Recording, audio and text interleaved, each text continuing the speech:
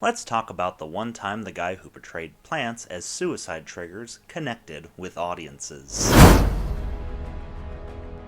Manoj Shyamalan is a filmmaker that stands out.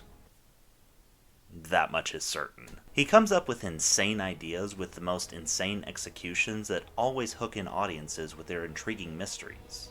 Then he has kids ask adults what their name and occupation is, and audiences are reminded of the bonkers experience they're in for. And the thing that keeps him in the news is that nobody really forgets those experiences.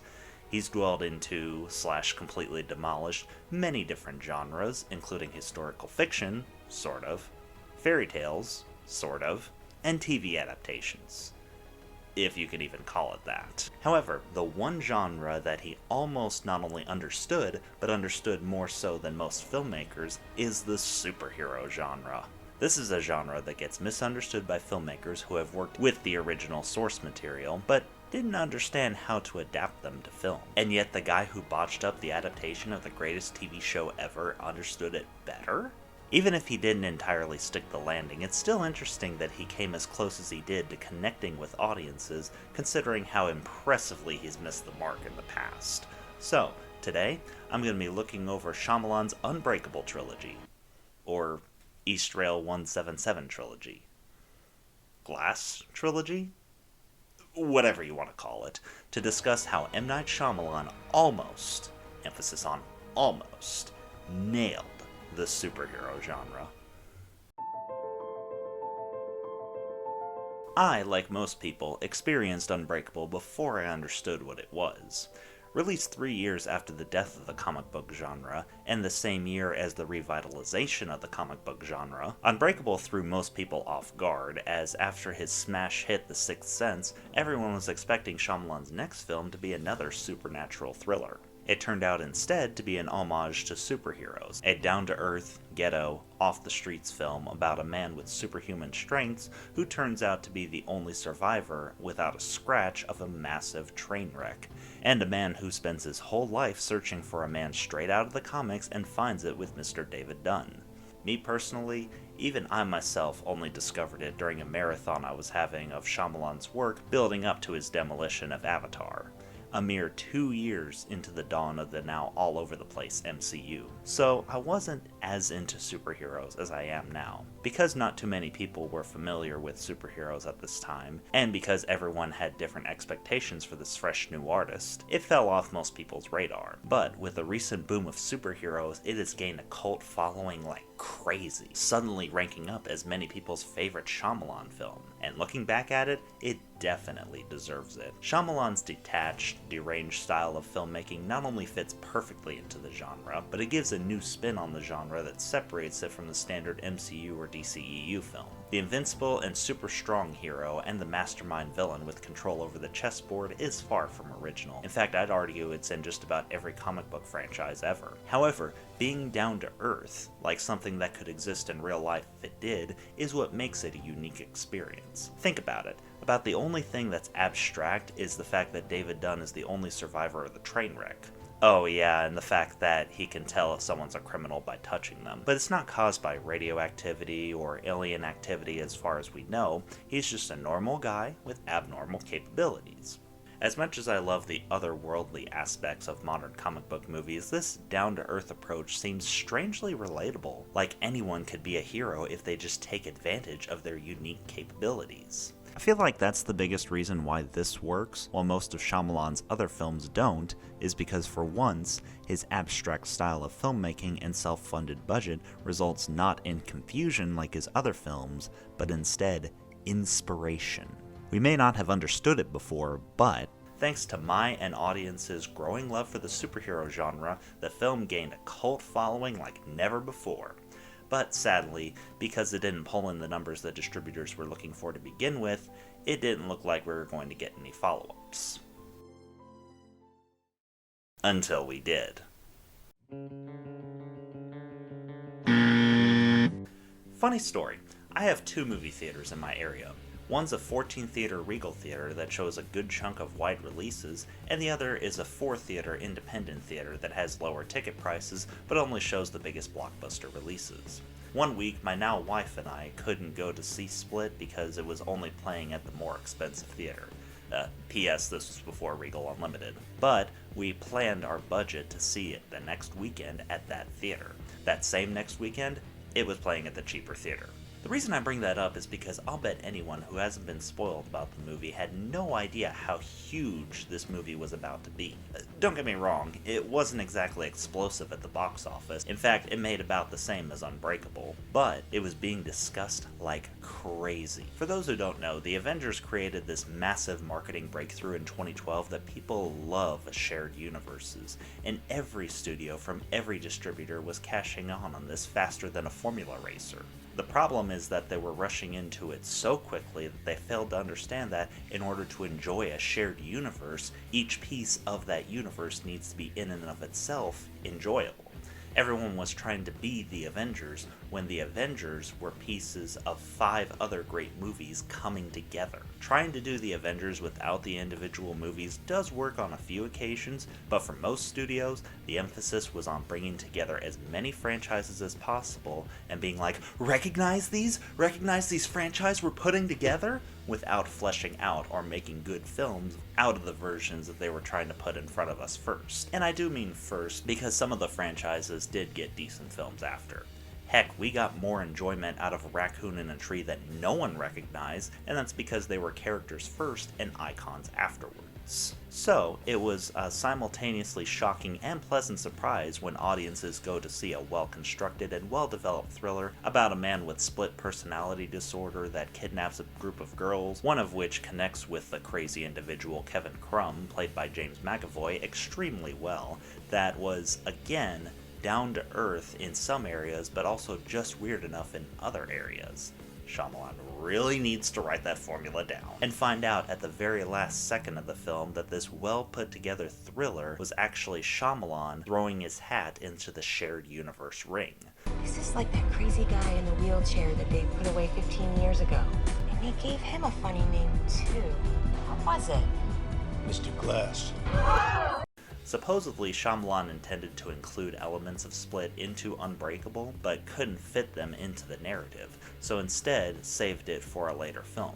This was the perfect compromise. I appreciate Shyamalan for wanting to make a universe of superhuman beings, but cramming Kevin Crumb or anything else revolving around Split into Unbreakable would have been overstuffing.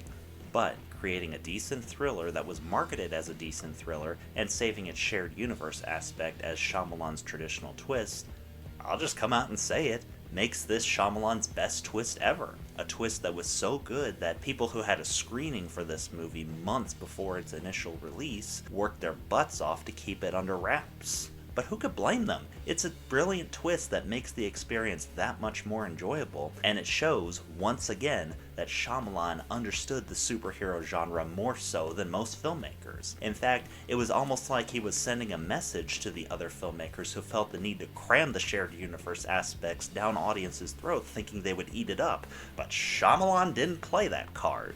We grew to love David Dunn, we grew to love Mr. Glass, and now we grow to love Kevin Crumb before finding out they're all in the same universe. And that's because they were treated as individual characters, not just recognizable icons. So now, we're excited to see all 3 of them duke it out in a no-hold-bars fight to the death. Or at least, that's what we should have gotten.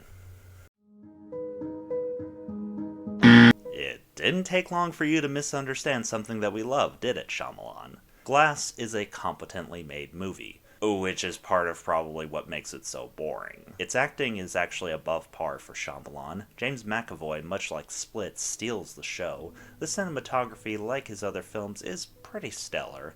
And I don't think it misunderstands these characters, it just misunderstands how to use them. Let's go back to the Avengers one more time to talk about, if I remember correctly, the first joke post-credits scene from the MCU, i.e. the first non-stinger that's just there for chuckles, the shawarma scene.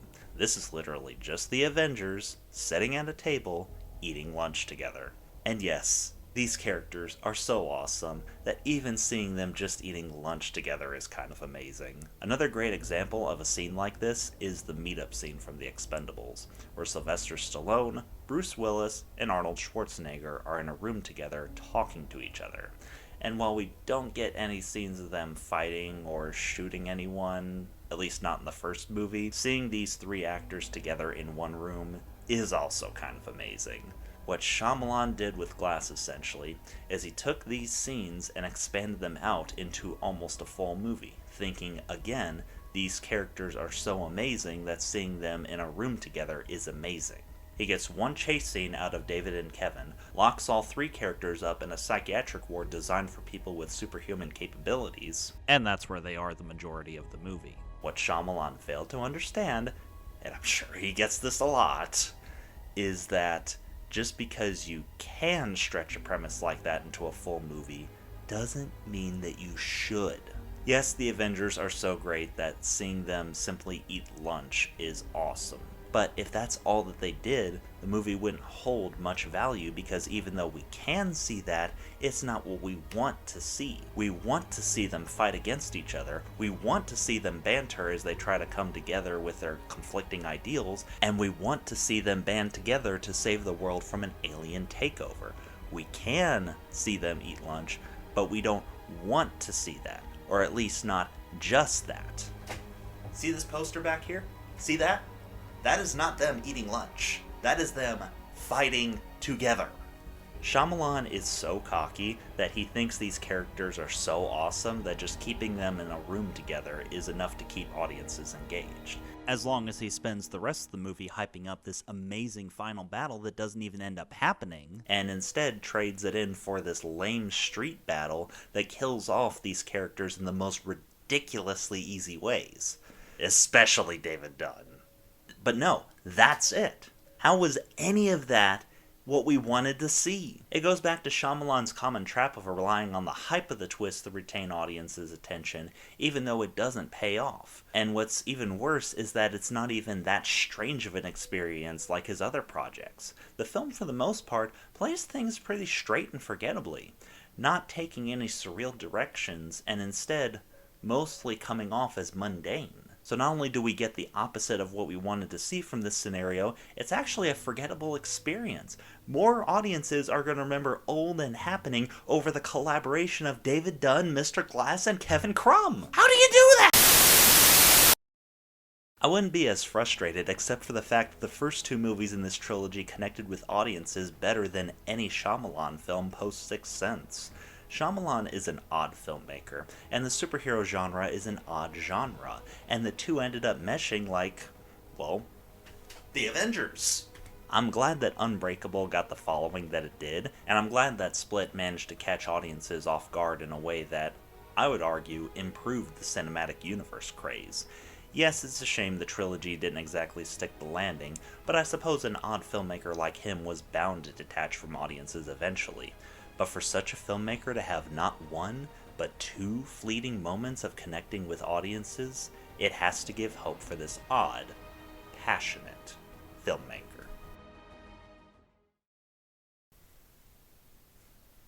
Nah. With that said, what are your thoughts on this all-over-the-place trilogy? Did you enjoy Unbreakable and Split as much as I did, and is there more to Glass than I'm letting on? Let me know down in the comments below. And if you enjoyed this video, be sure to hit that like button as well as that subscribe button, as I have fresh takes like this on my channel every Friday, as well as quick reviews on all the best new releases. And be sure to follow my Twitter account as well, as I have fresh takes on there that don't quite flesh themselves out to full-fledged videos. I'm CM Waters, and I'll see you next week.